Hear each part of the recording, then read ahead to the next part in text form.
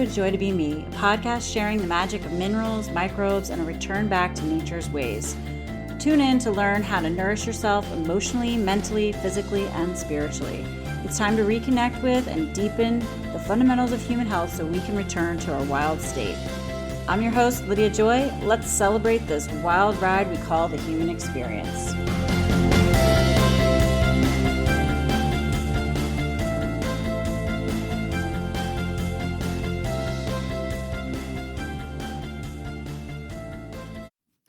Well, hello, beautiful friends. I hope everyone is enjoying their holiday season with your loved ones, the end of the year wind down. Hopefully, some of you are slowing down a little bit now that we have surpassed the main holidays of this year. I'm excited to be back with you. I have a really great topic to share to kind of not totally deep dive, but give you a high level overview of some really important things you can work with this winter. Before I get into today's episode, I wanted to take a moment to talk to you really quick about how you can support the podcast. I don't know if you've noticed, I don't run any ads on my podcast. So your support is really helpful. And if you've been enjoying what you hear this past year or more, please consider giving me a review. You can do it wherever you listen, Apple, Spotify. But it really does help me out, helps, others find me. And I just really appreciate that if you have a minute. And, if you're feeling compelled to give back, you can actually leave a tip. There are a couple links in the show notes, kind of like, buying me a coffee or treating me to a meal. Of course, I absolutely do not expect this at all. But it is very appreciated. It helps me grow my business, reach more people. And it's just a way for you to give back if you have been grateful for what you receive here in everything I've shared. And of course, finally, please, by all means, share your favorite episodes with those people that you think could also enjoy them. Maybe share it on social media, wherever. I'm really happy to be here sharing these episodes with you. It brings me a lot of joy, and I would love for more people to benefit as well. All right, with that said, how has the shift into winter been for you? We recently marked the winter solstice, which was December 21st. And this is a pivotal moment of our year. It's when the hours of darkness outnumber those of the daylight. And then as we move past the solstice, particularly here in the Northern Hemisphere, we begin to see the gradual return of light. So each day we gain about 1 to 2 minutes of daylight. It depends on where you are. In regions closer to the equator, the change is subtle, while at higher latitudes, it becomes much more pronounced. So I'm here in the Southeast PA. So in the next month, it's going to feel like light is coming back. It's going to be like 30 plus minutes more of light hours of the day. It's going to feel awesome. Right now it's getting dark at like 4:25 p.m. So I'm pretty much like ready to just bunker down by then each day. So also by the time we reach the spring equinox, which is around March 20th or 21st, we can expect to have gained about 2 to 3 hours of daylight from now since the solstice. So that's around 60 to 90 minutes more compared to the shortest day of the year. All right. So winter, this is kind of this cycle of life. It's often seen as a time of like apparent death, right? It's kind of this necessary part of the transformation that leads to spring. We see this in nature, right? And without this period of dormancy, if you will, new life cannot emerge. So today I want to chat about this seasonal time, this transition, how we can stay healthy and hopefully not dread the winter as many people do, but instead appreciate it for what it actually brings to us. A really common frustration and even fear that I hear from the women that I work with is, how on earth am I going to get through the winter? There's like an imminent dread, right? Especially for those of us living in the Northern Hemisphere, right? In the colder climates. Many women worry about their mood and depression. And we know about the term seasonal affective disorder, right? It's something that people experience, especially as we move into the late fall, when the daylight reduces, really is what it is. The months of the year where we have less daylight. And a lot of people feel, a lot of a lot more intensely, let's just say. They might feel more persistently down or blue or sad or even hopeless, right? Like they can't do all the activities the same way that they wanted to throughout the rest of the year, right? Like it might feel like a chore to try to do those things in the winter. Or even, a lot of people try to placate. I don't know if that's the right word, but try to deal with that mood shift by, increasing comfort foods. Like maybe they start craving more comfort foods. And I think this is another concern people have, is like, oh no, I'm going to want to eat all the carbs. I'm going to want to eat all the comfort foods. Oh no, I sleep too much. I'm really tired. I'm sleeping more. And, generally there's a different energy that we feel in the winter. And a lot of this is really hard for us to embrace and accept. And it can feel like a fog settling in. It might make it feel harder to concentrate. And then we withdraw from social interactions. And then we feel bad about that. Right. And honestly, the shift in the mood, because of the less light and the cold, it can feel intense. It can feel isolating. It can feel ways that we don't want to feel, right? And it's important to recognize that no one's alone in that feeling, right? I know it can feel like this long, dark tunnel. And honestly, that's because it is, right? The lack of natural light, right? It feels like it's throwing us off. And it does affect our mood regulating hormones, but this is because most of us live in such a way where we have not yet like realigned ourselves, if you will, with nature for our circadian rhythm, right? We haven't optimized our light exposure throughout the rest of the year. We haven't recognized this piece of the puzzle because of the societal infrastructure that we live in. The truth is, though, how we live in every single season impacts the next. So we really can do things throughout the year to optimize our well-being so that each season we go through, we can go through it well. The truth is, in the winter, we're meant to slow down, right? I mean, just look at nature. It goes to sleep in the winter. It stops producing, right? The trees, they've shed their leaves. They're basically taking a break from putting all their energy into growth in an outward manner in their branches and their leaves, right? So we can take a cue from this. That is what we are supposed to do as well. The problem is when we try to keep up with the same energy output as the rest of the year. We have to recognize it's a different season. We have a different energy. We're supposed to. So what if instead of, getting scared about winter, although there's validity to that, I'm not suggesting there's not.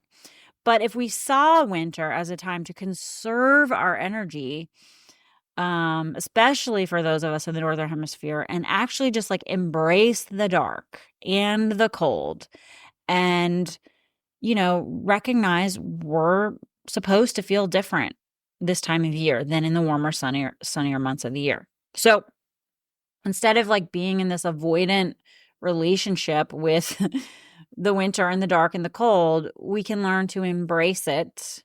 You don't have to love it. I'm not saying winter has to be your favorite season. So at least be an acceptance of it is really what I'm getting to, right? The winter, the darker days, it just brings different elements. So we need a different response to that so we can have a better experience than we have had, especially if you're one of the people who really struggles in the winter. Now, really quick, in Chinese medicine, in Eastern principles, if you will, different seasons, have different associations in the body. So the winter is associated with the kidneys. And this is for several reasons. And, primarily it's linked to the principles of yin and yang and the natural rhythms of the seasons. The kidneys, I've done 2 episodes on this, the vitality piece and the minerals piece. You can check those out if you want to. But the kidneys are, they're considered like the root of life, right? They're our chi. They're thought to store our essential energy, or jing. I don't know if I'm saying that right, but the chi as well, which most of you are likely familiar with. And this is like really vital for our growth, our development, and our overall vitality. And so during the winter, our energy becomes more introspective. It requires us to conserve our resources just like the natural world around us. So the cold, the darkness of the season, it's automatically going to encourage us to rest and reflect, right? And this aligns with the kidney's role in maintaining the balance and sustaining energy reserves.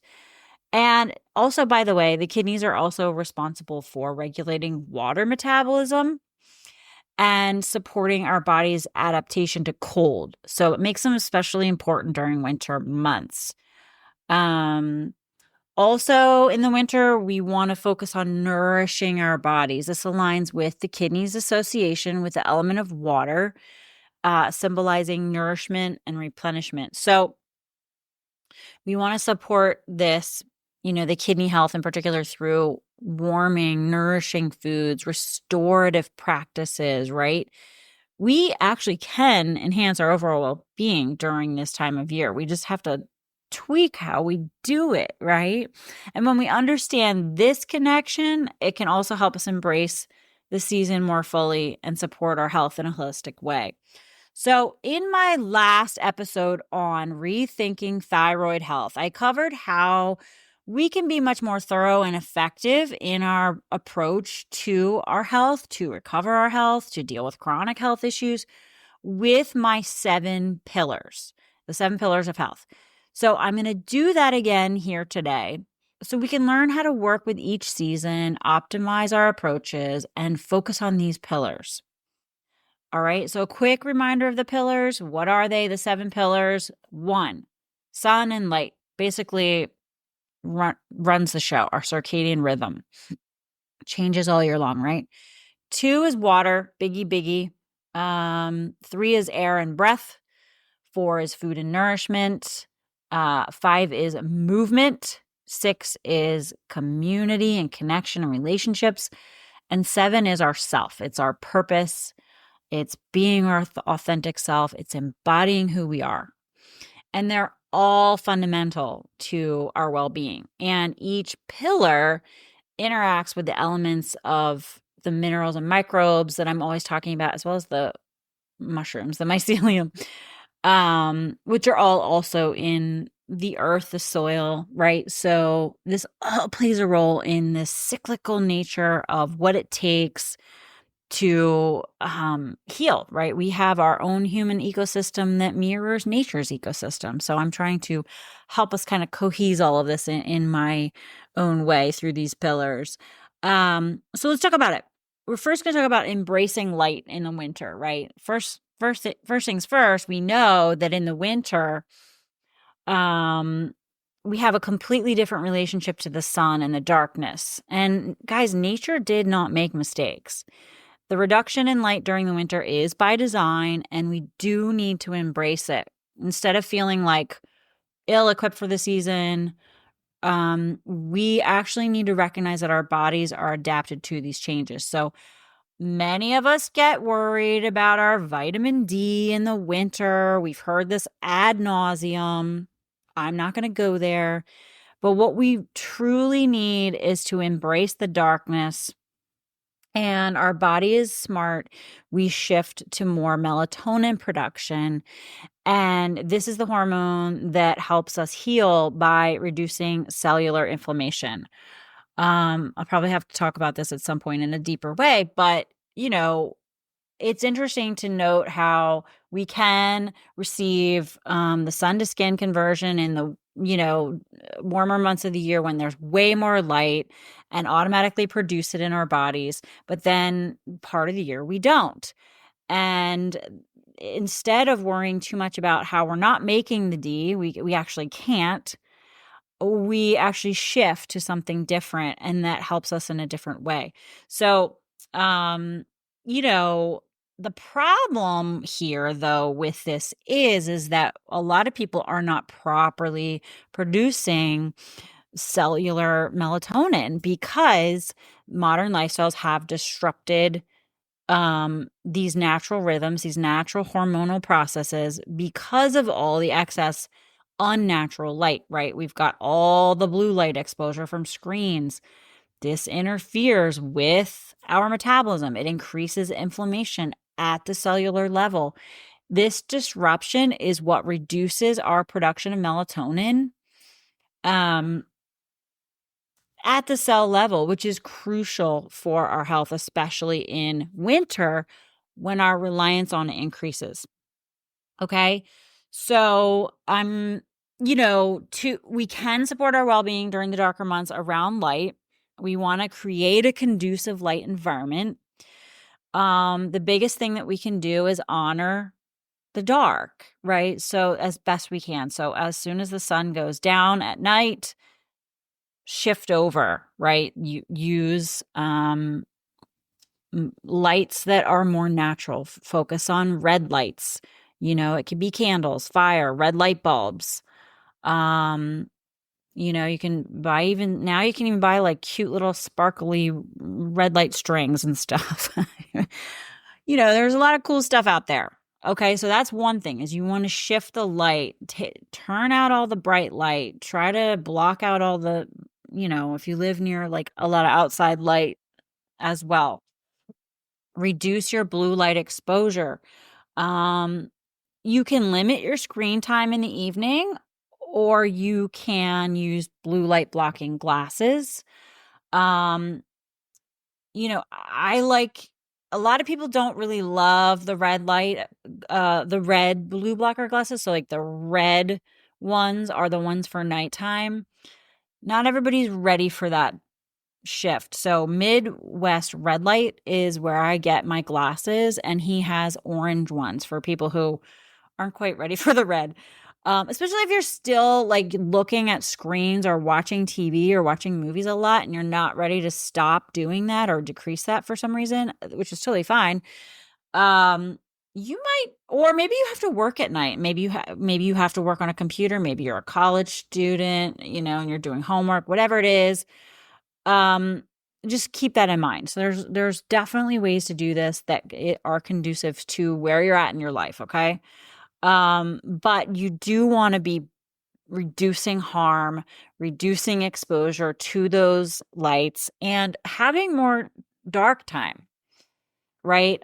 This is the time of year where we're supposed to benefit from the dark. So whatever you can do, maybe get an eye mask, a really cozy, there's some really amazing ones, and sleep with that so you block out all the light. I have little night lights from Midwest Red Light Therapy. What does call it? Therapy. I guess that's his name. Midwest Red Light. Is it therapy? I'm not sure. Midwest Red Light is the company over here on the East Coast. And if you are used to having a little bit of light on at night, in your house for your kids or something, there's even little red light night lights. There's so many cool tools we can do to help ourselves. So embrace the darkness, right? Rearrange your evenings to align with this natural rhythm as much as you can, right? Do your best to create a darker environment in your life in the ways that you can. I want to say some people may need to consider melatonin supplementation in the winter. If you're not managing your light exposure effectively throughout the year, this is what we want to focus on more in the winter than taking all this vitamin D that everyone's talking about. But this is something that I work with more intimately with my clients. It's a little bit of an education process to get started with this. But I just want to put that out there that the focus is on melatonin over vitamin D in the winter. Daily sunrises. This is great. If you can watch the sunrise even for a few minutes outside, holding a hot cup of something warm, even on your way to the car, if you can pause,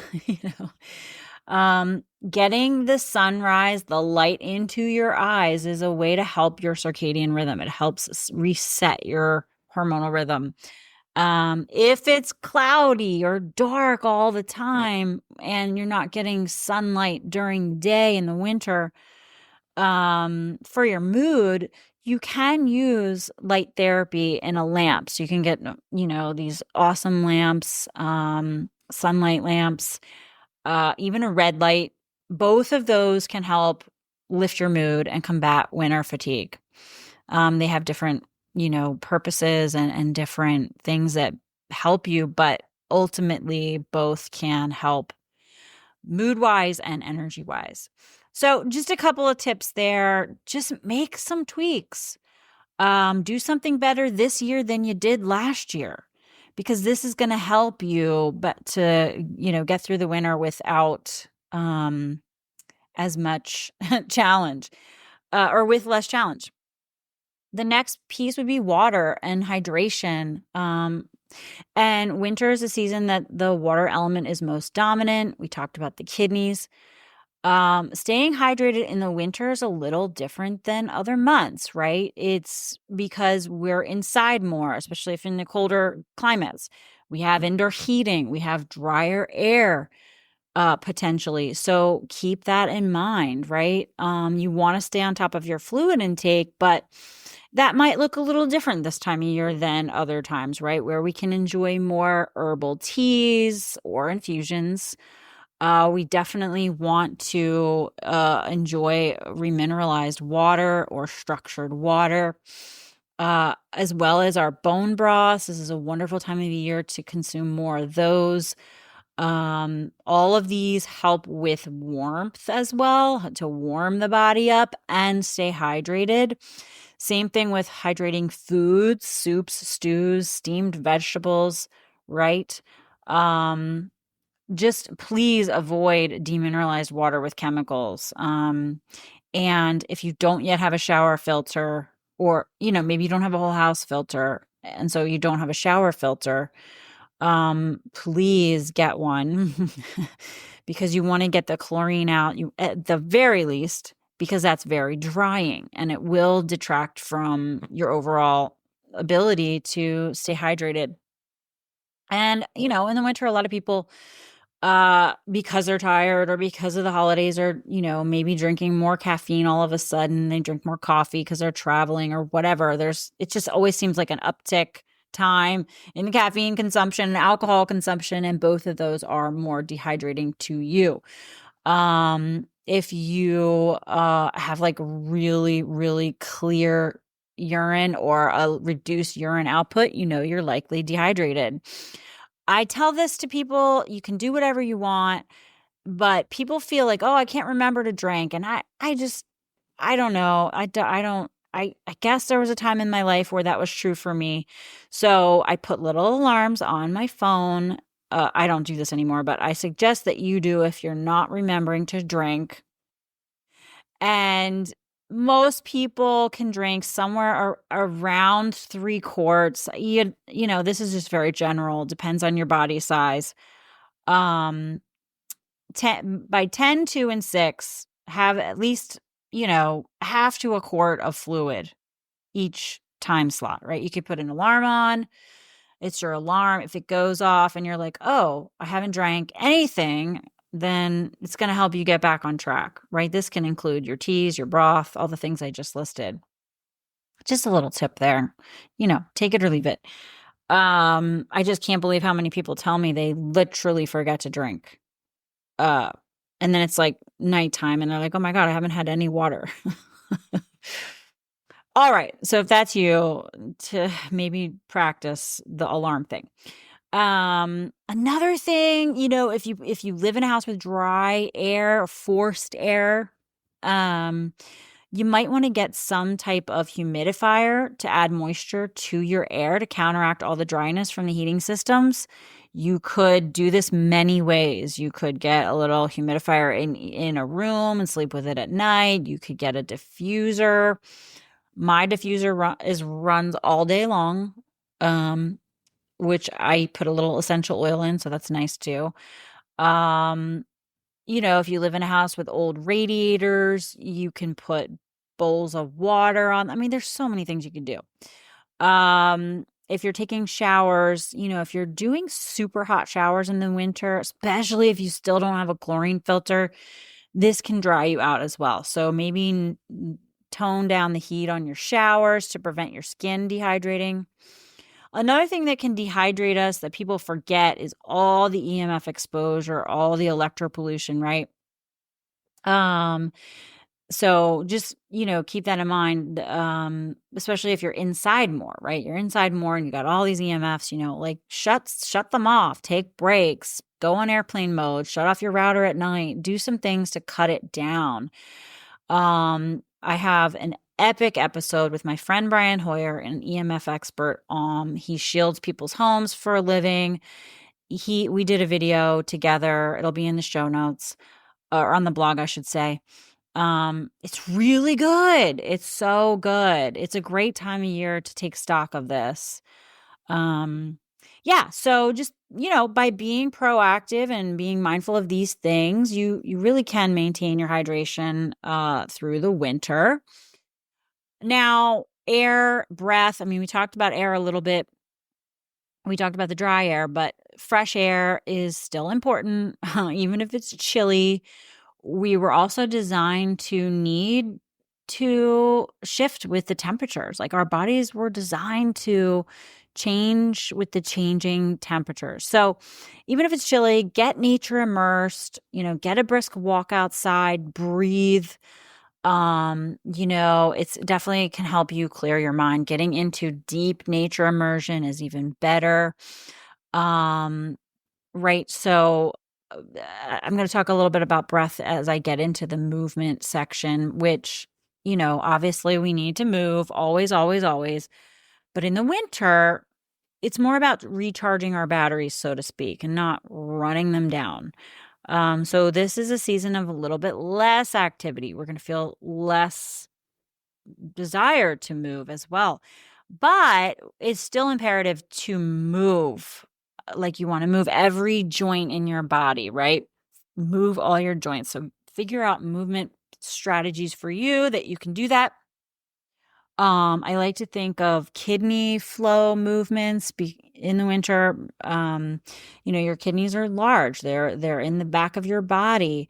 There are some amazing modalities of movement that keep this in mind, where you're stretching and you're flowing and you're moving your kidneys. You're getting them to move, right? So things like yoga, stretching, dancing, twisting, tai chi, qigong, anything that like bends and twists and moves you, get those kidneys really moving and flowing. Another thing in the winter that I think about is I don't want to go outside barefoot as much because it's cold. So all of a sudden, I'm not grounding in my bare feet in the winter. And this is when we can think of like foot reflexology practices, really simple. Just get a little chart and do some foot mobility stuff, right? take off your socks, do some foot mobility in your home for a few minutes a day, do some foot reflexology where you're putting pressure on your feet. Recently it was funny. This is a really quick story. Every year when we go from summer to fall to winter, and even then later in the winter when we're heading towards spring, my toes get a little kind of mad, inflamed, if you will. And what I realize is I'm putting my feet in socks and shoes a lot more. I'm in barefoot as much as possible, by the way. And all of a sudden my toes are like, I'm not happy. And I realized I'm no longer grounding the way that I was. And so it really is a good time of year to sit when you're at the end of the day, do a little reflexology, do a little foot mobility exercises. A lot of great resources out there. If you're following any of the barefoot companies, you're going to see ways to do this. You're going to learn ways to do this. You can find a foot reflexology chart online. You can probably pick one up and keep it somewhere and just put your foot in your lap and just hit all the different pressure points, or just do a general foot massage on yourself. You don't have to know too much to do that, and that can really help. Even taking up a breathing practice to deepen your breath. So you're getting the breath piece as well as the movement piece, because taking deeper breaths actually really helps you use your abdominal muscles. When you do like full inhalation and exhalation, like really filling your lungs all the way and then deeply emptying your lungs, you are contracting muscles in your abdomen. And, that's awesome too. So there's a lot of ways you can do this. Just make sure you're doing a breathing practice that you can actually handle right now. Some people go straight to crazy breathing practices that kind of irks them. So just find what works for you. There's a yoga proverb that says, life is in the breath, therefore, he who only half breathes, half lives. Right?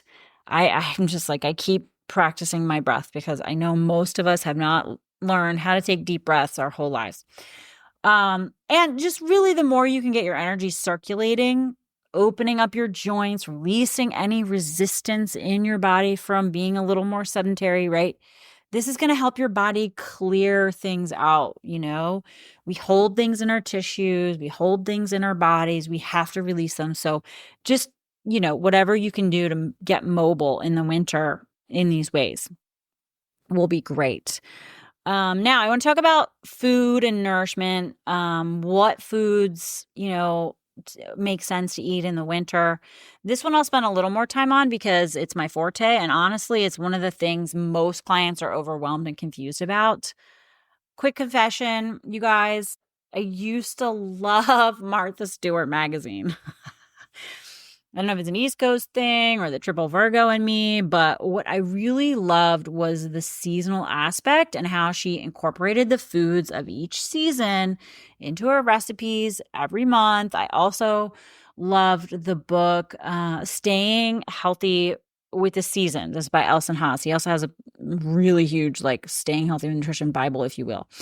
And he gives some really good stuff in there, a good framework for us to figure out how to live differently in the seasons, right? So with winter, in mind, and the kidneys in mind, and the cold in mind, and how the growing season has subsided, for the most part, we can see what makes sense to eat in our climate that we're in. And it's not going to be the same as what the mass supermarkets are going to offer. So we have a little retraining or deconditioning to figure this out, to go back, to remember. This is really key, as I don't want us to see the limitations of each season as a problem or a loss. Rather, we see that nature provides what we need each season to stay healthy. So we want warming and nourishing foods. We want to warm our bodies up, aka stoke that metabolic fire, right? The other thing to keep in mind, if we are decreasing our activity levels, we don't want to overeat. It's just kind of obvious, right? It's very easy to overeat in this time of year, especially around the holidays. It's also normal to gain a little bit of weight in the late fall, winter. Our diet shifts. We want to have that little bit of extra weight to get us through the winter. We eat more proteins. We eat more starchy carbs. We eat these things that are readily available in the season, and they do help keep us warm and energized.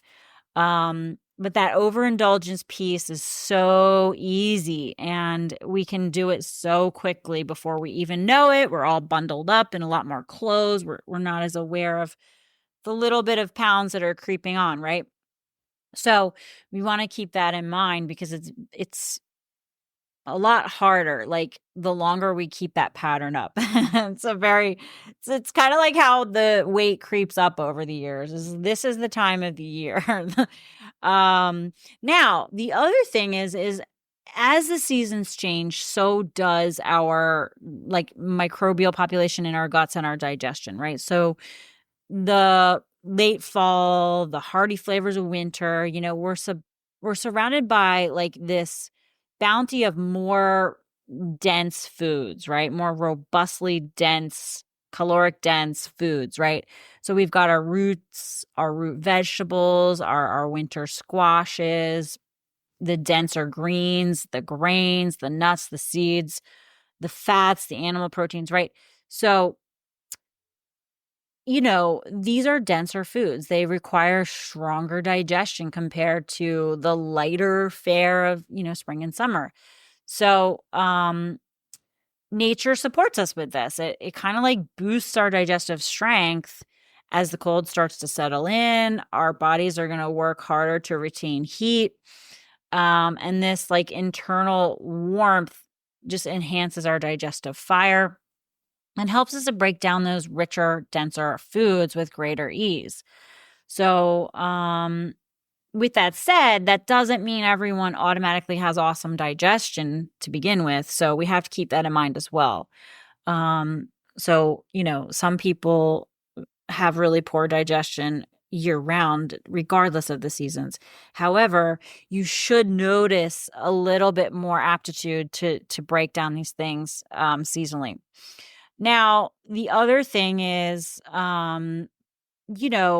when we do adjust our diet and our lifestyle to match the season, we're helping support the microbes as well, right? So the winter microbes have a specific job. They're going to want to help us with our immunity and our digestion and our mood and things like that. So in order to support them, what do our microbes like to eat? We feed our microbes with fiber. And this is a time of year where we want to increase our intake of soluble fiber because it helps us combat the cold and dryness of winter. When we eat soluble fibers and they mix with water, it becomes like a soothing, lubricating force for our gut.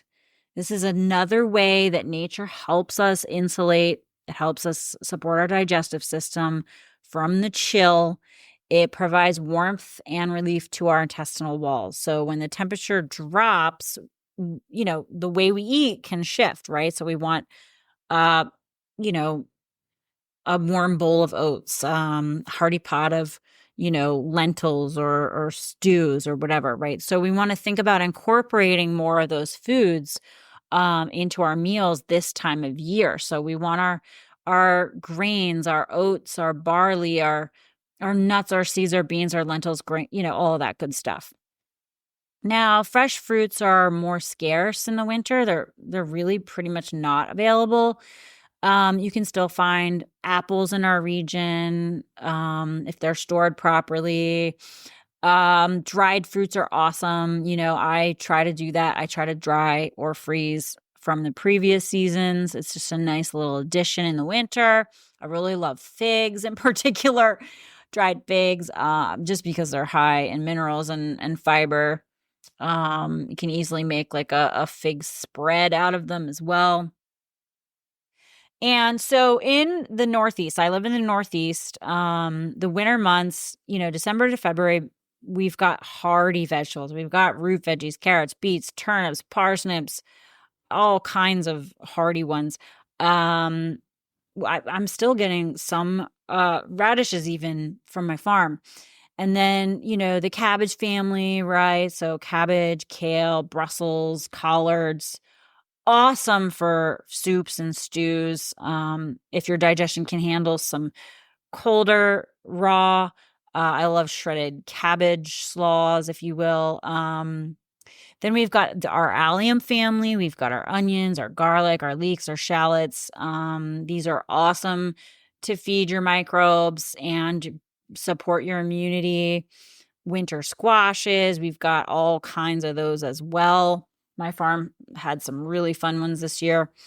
And they store well. You can keep them in a cold pantry and, get you through the winter. Then we've got our potatoes, right? There's a lot of kinds of potatoes, guys. We had about 6 different varieties, I think, from my farm this year. Several, like half were sweet potatoes and half were potatoes. Different colors and stuff. And then, you could find other leafy greens, maybe some spinach, some sturdy veggies like broccoli, cauliflower. A lot of local CSAs have polytunnels and greenhouses, which extends the growing season. So, you can find some greens year round. My friend Pete, he has greens all year long in the dead of winter because he's got it all set up to do so. Greens, if we're talking locally or seasonally, it's, around here in my area, it would be things like wheat, things like rye, barley, oats. Those are the more common ones in my region. And typically, oats are more common in the fall and early spring. Barley can withstand winter conditions, and, we know that it would have been used in brewing and baking. I know a lot of people are still really cautious about grains, particularly gluten, because we've heard a lot of demonization of it, and to which some there's truth to, right? Of how it's been grown commercially and mass grown in our country. However, if you can get heirloom grains grown locally and without the pesticides, without glyphosate, this is a very nutritive food, right? So if you don't have severe leaky gut or massive gut inflammation that you're still dealing with, and you can tolerate these grains, I highly recommend it because they're very nourishing. Personally, I love oats and I love barley. Barley is like a super high in fermentable fiber. So, give that one a shot. Just go slow with it. And then, of course, sourdough bread, right? Made from those grains as well. That would be a very good way to enjoy the grain and reduce the gluten content. So if you can tolerate some grains, they really can sustain your energy and feed your gut microbes.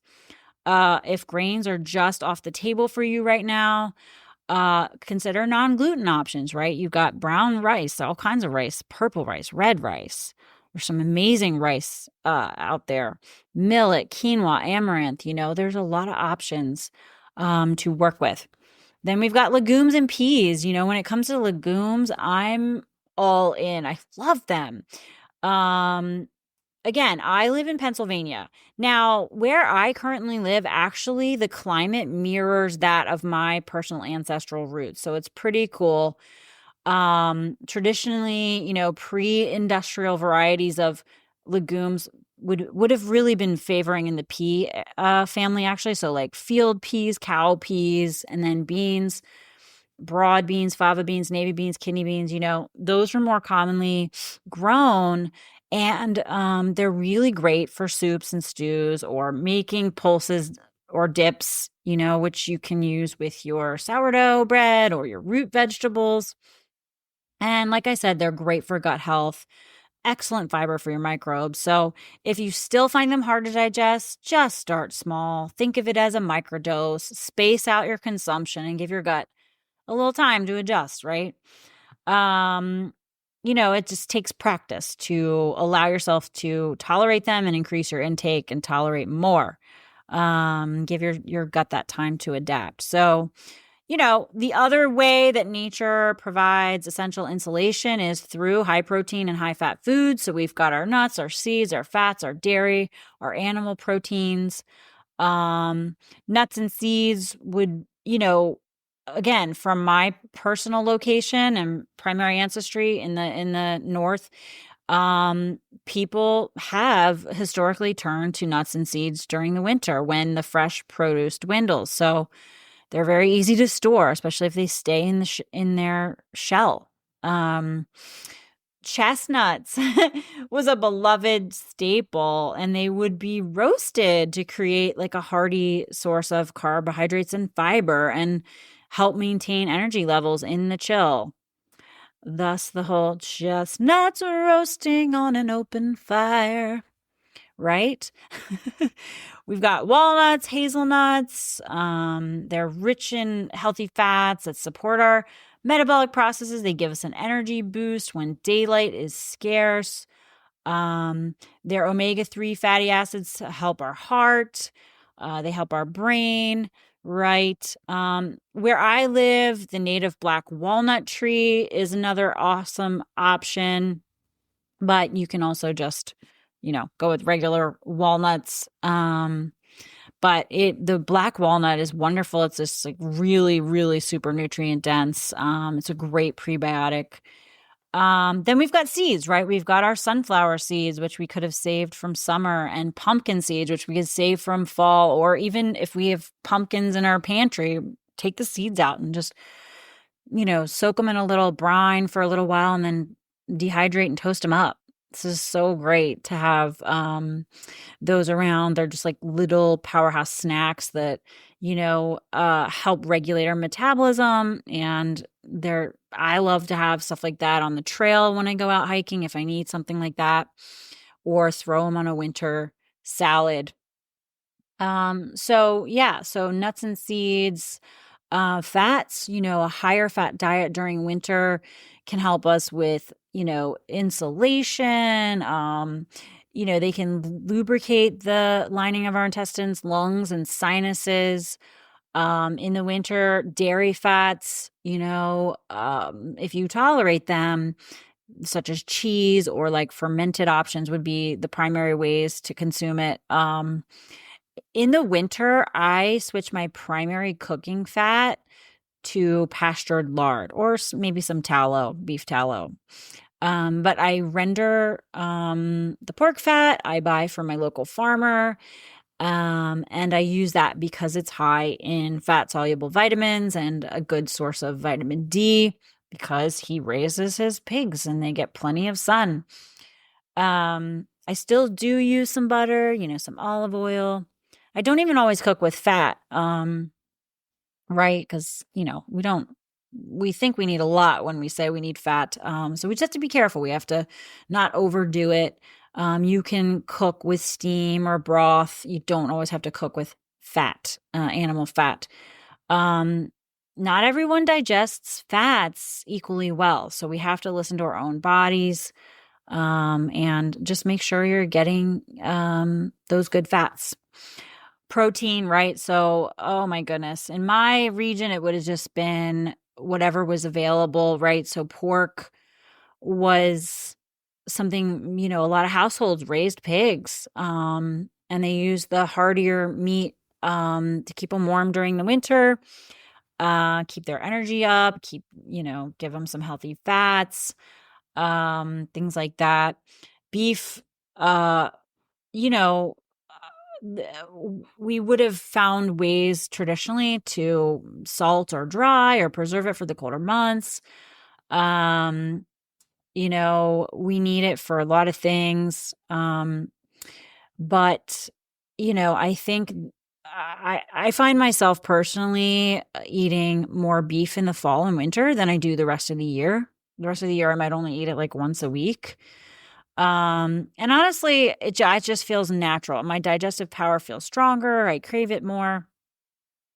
I do believe there is an overconsumption of beef in the United States. I think we overemphasize red meat and beef in a lot of health circles.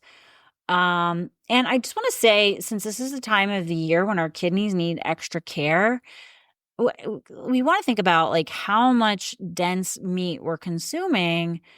And can our bodies even efficiently process them, right? Because protein is essential, but eating too much can strain your kidneys. So high protein intake increases waste products like urea, which your kidneys have to filter out. So, just keep that in mind. I have to tell my kids this sometimes too. They just love their meat. And it's very easy to overdo it, quite frankly.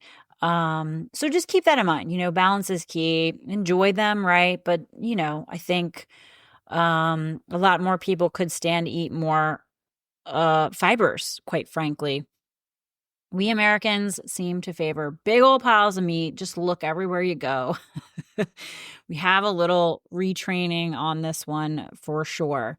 But, things like chicken, eggs, the leaner proteins, the amino acids are really important for us, right? In the winter, chickens are going to lay eggs a little less, unless, they're in houses with light, right? Like if they're, because the hens require a lot of light to have optimal egg production. So when the days grow shorter, they slow down their production, unless, the farmer is supplementing their light to mimic longer days. So it might be a time to cut back on your egg consumption and make room for other things. Then we've got game meats, right? Like we've got all kinds like venison, rabbit, you name it. This is nice to consider because they're higher in omega-3 fatty acids. So I like to try to get some of that in the winter, more the venison than the rabbit. I can't say that I've learned to like rabbit yet. I am open. But yeah, so these are just a couple other little things. And, we really do need them for all the essential amino acids, help us with muscle repair, hormone production, supporting our energy and our metabolism, and so on and so forth. So, it's a good way to stay warm and nourished during the winter. And then, of course, we can't forget the bone broths, right? So bone broth made from the bones of any of those animals that I just mentioned, those knuckle bones, those feet or joint areas are going to have a lot more collagen or ability to make the gelatin in your broth, which is also very soothing to the intestine. It's also kind of a way to get structured water, if you will. So bone broth could be a replacement for animal protein in a meal where you're making like grains and legumes or just legumes or vegetables, things like that. And of course, there's so much more I didn't cover. We've got our herbs, our bitters, mushrooms, maybe sea vegetables in the winter, some seafood, obviously, depending on, where you live. Obviously, I could have talked about this all day. I did want to give just like a quick little overview. If you want to see seasonal eating in action, you can follow me on Instagram, lydiajoy.me. I do share my food creations in my stories just to be an example. I'm not sharing recipes or anything, just like what I'm eating. Just to do my best to share, what I'm, a real-time version of what I'm teaching here. Now, the next pillar would be connection, relationships, community. During the winter months, we're embracing more of those principles of yin, that inward time. that restful time, reflection, and we still want to connect, right? While traditionally this season's been more of like a retreat into smaller, intimate circles, and the larger gatherings maybe are less prominently focused upon. Ancestral practices would have like emphasized, those closer, intimate, nurturing relationships during the cold months, right? We would draw in, cuddle up, gain strength and warmth from those we cherish. Um, and this is going to vary from person to person. But I remember, just like not seeing my neighbors until spring and always laughing like, yeah, I haven't seen you in a while. Yeah. um, the water element, again, to mention it symbolizes like fluidity and adaptability. It aligns with the kidney health, right? So this thrives on emotional support and warmth. So we want to be supported by our closest people, right? It's really important to stay connected. And with those who we are closest with, cuddle up. Physical touch is important too, but it just reinforces the bonds that nourish our hearts, our kidneys, our whole self, right? So this is a way you can navigate and beat the winter blues, is enjoying this aspect of the winter. Purpose is the last pillar, right? So during the winter, again, those principles of inward reflection, connecting with your purpose becomes just like a powerful motivator, right? You're less maybe driven to produce a lot, but spending time to slow down, delve deep into what truly makes you you and brings you fulfillment. And how every one of us does this is different, right? You can use things like astrology. You can use things like journaling. You can, use plant medicines. You can do a lot of things. You can spend more time in darkness and meditation. And there's a lot of ways that we can all tune in to our own intuition and get more aligned with who we are and our purpose as we head into this next year of productivity and growth, right? So whatever it might be, engaging in those activities that help you resonate with who you are, or, learn to become more of yourself. It's really important to reflect on our own values, desires, cultivate a grounded presence, to nurture ourselves, our spirit, to help propel us forward through the rest of the year. So I really love the winter for that. It's just such a good time to go within, to eventually come back and go without, right? It just sets that stage for growth as the seasons shift. So learning to listen to your body in the winter, the winter climates are going to vary greatly in coldness, wetness, sunshine, and depending on where you live, right? Everyone's activity levels are going to change. Day by day, the weather, your activities might shift, right? But if you tune in, your body will guide you on what to consume, whether it's food consumption or water consumption, right? It's really crucial to listen to the signals, your body cues, especially when it comes to food. I think a lot of people have lost touch with their inner nutritional wisdom. We've lost a lot because we've lost connection with nature and the way we would have once done things. However, I really think I've observed in conversations with numerous women, many of them really are realizing their bodies were telling them things that they needed, but they were second guessing themselves, right? So I really think tuning into our innate wisdom is a lot more valuable.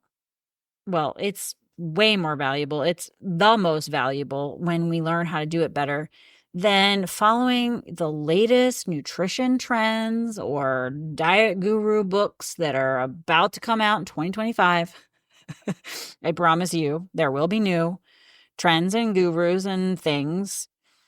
And please do not let them speak more loudly to you than your own inner wisdom. Learn to let that speak more loudly to you. And I know winter can challenge us. We can feel frustration around our energy and our mood. But I do believe we can navigate it much more smoothly if we can look at these pillars and the aspects of winter and just really honor it. So I hope you found this helpful. I'm curious if you find a certain piece of it more challenging than any other part. I always love hearing from you. Now I do want to share something a client wrote in with after working together to really help her come up with a gentle, stable game plan to recover her personal energy, mood, hormone issues, as well as her gut health. She had a long history of frustration around trying to figure out how to do this. And she recently wrote in, and I wanted to share it. Here's what she said. I've really enjoyed working with Lydia. After having worked with a variety of different types of practitioners over the years, I feel like I have made so much progress in my gut healing, mental health, and energy levels the last few months. In the past, I had struggled with harsh protocols due to what I now know to be compromised lymphatic system. In contrast to the other intense programs, I now feel supported in a gentle and personal way working with Lydia. She really listens and pays attention to bio-individuality in the plan she so carefully makes for her clients. The attribute I appreciate most about her is that she has the heart of a teacher and doesn't just tell you what to do, but rather teaches you pillars of lifestyle and how to reconnect to nature by rewilding. She has helped reignite my passion for foraging. There is so much abundance God has given us to enjoy, from mushrooms to herbs and plants of all kinds. Every choice we make has an effect on us and those around us. I'm relearning how to make good choices for a healthy life and attitude growth in baby steps. I have had a positive mindset and spiritual shift since balancing my minerals with Lydia's guidance, and I feel hopeful about the future and closer to my Creator, ready to walk out my faith with more energy. Gosh, I just love that. So if you are a burned out woman or mama facing chronic health challenges, I'm here to help you reclaim your energy and vitality. As Nicole mentioned, I have more of a personalized, nature-based approach to the functional nutrition work that I do, which is really designed to support you as that individual, finding their purpose, if you will, or your family, right? And just really helping to navigate how to achieve optimal health for you. So if you're interested, if you want to learn more about that, or you're ready to explore how to work with me, just visit my website, lydiajoy.me. There's going to be links in the blog and the show notes. That's where you can learn about all my offerings, including the minerals and microbes package, which is what Nicole signed up for and utilized to address her health concerns. And that's what we did together and what led to her sharing what she did.